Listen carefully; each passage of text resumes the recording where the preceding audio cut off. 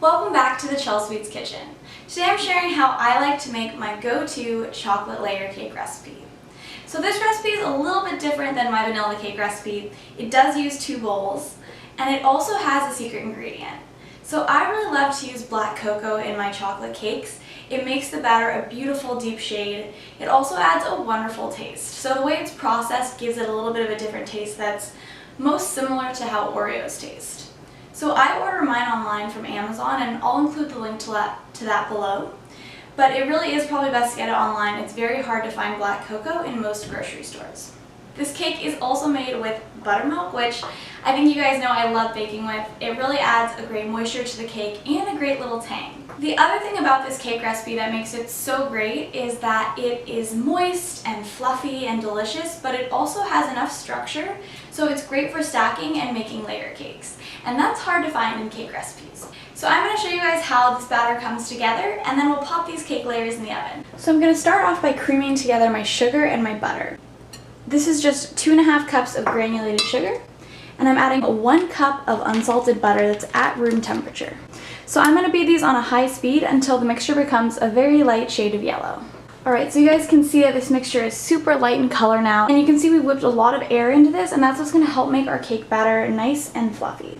So now I'm going to add in my eggs 2 at a time. Just give these a quick stir until they're incorporated. Quick scrape down the sides to make sure that we're getting everything mixed together. And then I'm going to add in my remaining 2 eggs. So now comes the fun part. We're going to mix together our wet ingredients and alternate them with our dry ingredients. So I'm going to add 1 cup of black cocoa into a medium-sized mixing bowl. If you have some lumps in your cocoa, it's totally fine. We're going to whisk it together with the buttermilk, so we're going to get rid of all of those before we add them into the batter. If you guys don't have black cocoa, you can definitely use just regular baking cocoa as well. So to this, I'm going to add 1 cup of very hot water. I'm just going to whisk this until it's pretty smooth. So to this, I'm going to add 1 cup of buttermilk that's at room temperature. Once that's mixed together, I'm going to add my leavening agents and my salt into my flour. So that's 1 teaspoon of salt, 1.5 teaspoons of baking powder, and 1 teaspoon of baking soda. I'm just going to mix those together quickly, and then we're going to start adding these into our batter. We're going to begin by adding 1/3 of our dry ingredients into our butter mixture. And you can just eyeball this. So we're going to mix that on a low speed. We don't want to overbeat the batter. And once that's come together, we're going to add in half of our wet ingredients. So you really want to give this some gentle pulses. If you turn it on to a medium speed immediately, the cocoa mixture can explode. So to avoid a mess in the kitchen, learn from my mistakes and just be careful as you do this. Alright, I'm going to give this a quick scrape around the sides, and the batter can look a little bit scary at this point, but don't worry, it's going to come together and it's going to taste great. You really want to get all the way down to the bottom to make sure that the cocoa is getting fully incorporated. So I'm going to add another 1/3 of my dry ingredients. Scrape down the sides just to get all that flour in there. I know scraping down the sides is annoying, but it really does help make sure that you don't overmix your batter. And that's why I am such a big fan of it. So now I'm adding the rest of my cocoa mixture into the batter. We're going to give that a quick stir. I'm going to add in the last of my dry ingredients.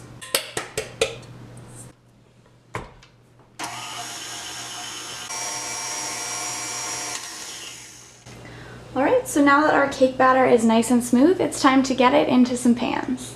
So now that our cake batter is ready to go, I have 4 7-inch cake pans here that I've lined with some parchment paper, and I've also sprayed with just a little bit of nonstick cooking spray. I order my 7-inch pans on Amazon. I know they're hard to find. I really love them with this recipe because I love the height that the layers turn out, but you could also use 8-inch cake layers, and you can make 3 layers with 1 batch of batter.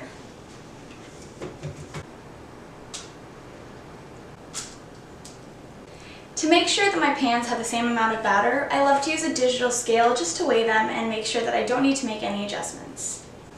Before I pop my cake layers into the oven, I like to just put a kitchen towel down on the counter and just bang them, and that helps evenly distribute the batter.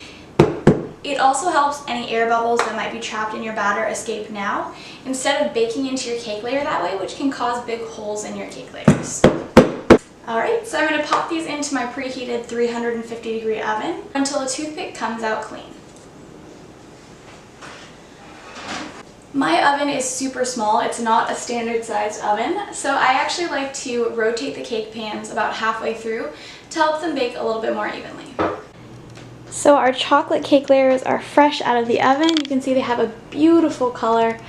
They didn't rise a ton. You can see they're pretty level, which is great. So we're gonna get these out of the pans and then we're gonna level them. I let them cool in the pan for about 10 minutes. And now I'm just gonna take a small offset spatula and run it along the sides of the cake layer to help separate it from the pan. I'm then gonna pop these into the freezer for about 30 minutes to allow them to cool further, and then we'll level them once they're at room temperature. Cake layers have fully cooled and they're actually a tiny bit chilled to the touch. But the big thing is that they're no longer warm. You do not want to try to trim a cake while it's warm or else it's going to fall apart. So I'm taking my serrated knife here. I'm holding my elbow in nice and close to my hip.